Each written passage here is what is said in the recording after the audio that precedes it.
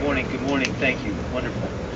I'm not going to spend too much time giving a long, drawn-out speech. I'll just point out some facts regarding the most recent effort by the Ohio Republican Party and national Republican leaders to disenfranchise voters right here in the Buckeye State. As all of us know, several 100,000 Ohioans are newly registered this year in anticipation of voting for the President of the United States.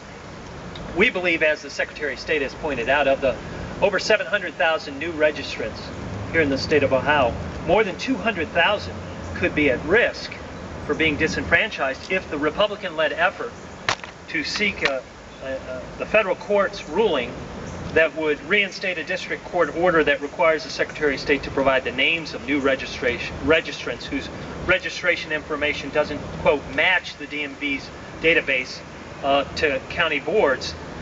The federal law at issue, HAVA, the Help America Vote Act, requires the Secretary of State to match any new registrant's information from the statewide voter registration database against the Bureau of Motor Vehicles and Social Security Administration's records and take note of any mismatches. In other words, information that cannot be confirmed by the records that these agencies have. So when a new registrant's data is received from the county boards of elections, the Secretary of State electronically conveys the voter's registration information to the B&V, including their first name, their last name, their date of birth, the driver's license number, and the Social Security number. The B&V, the Bureau of Motor Vehicles here in the state, then matches the information on the registration card to the data in its own system. It then sends the information to the Social Security Administration, which in turn also tries to verify the information. So what could be wrong with that? Friends, I've been an elected official now since late 1992. My name typically appears on the ballot as Chris Redfern. My legal name is Christopher R. Redfern. That's the name that appears on my Social Security card. Additionally, on my driver's license, it is the same.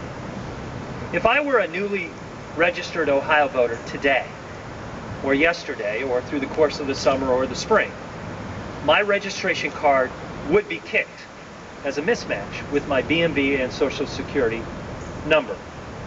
Don't use me as an example. Let's use, I don't know, the Speaker of the Ohio House, John Husted.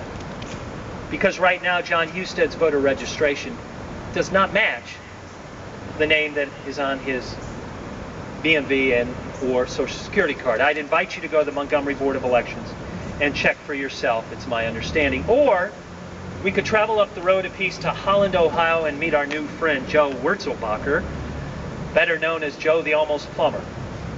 By the way, in Ohio you have to be licensed to be a plumber. But nonetheless, Joe is registered under the name Wurzelbacher with a U. I'm sorry, it's an O. Because of his poor handwriting, when Joe filled out the voter registration card, he used an O. Or the Board of Election in Lucas County thought it was an O and wrote the name down with an O. Joe's legal name is with a U. In fact, his legal name is Samuel Joseph Wurzelbacher. But if you were to go to Lucas County today, it appears as an O. He's a registered Republican. He's been registered to vote in Lucas County and voted in the primary as a Republican. Under these circumstances, my registration, under the circumstances as described by the Ohio Republican Party and their friends at the national level, and the ruling they begged from the appellate court to uphold Judge George Smith's temporary restraining order, as well as his indication to the Secretary of State that those mismatches must be made, those comparisons must be made, and those mismatches must be identified.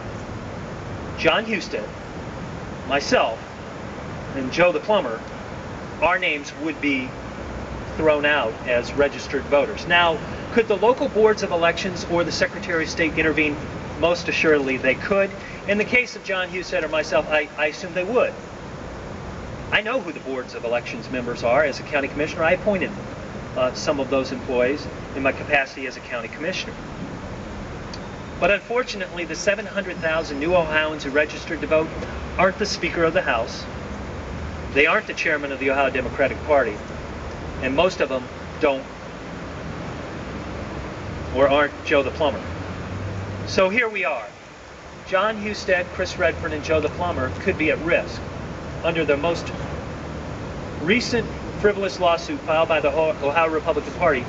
Kevin DeWine and Bob Bennett have asked that the federal courts make available to the public those names so that then the Ohio Republican Party could, and certainly will, in Cuyahoga County and the top 25 Democratic leaning counties will, go after those mismatches and beg the courts and the Secretary of State's office to remove those would-be voters from the rolls. Because as you know, if the names don't match up, then there's certainly voter fraud. How many times have we heard voter fraud in the last couple of weeks? As if Acorn volunteers are running amok here on the grounds of the Statehouse searching for individuals to lead down the primrose path of voter fraud. There have been 3 prosecuted cases of voter fraud in the state of Ohio for the last 10 years. There is a huge difference between voter fraud and voter registration fraud. Having been a member of the Ohio legislature for more than 9 years, I understand that when we pass laws, we expect county prosecutors to enforce the law.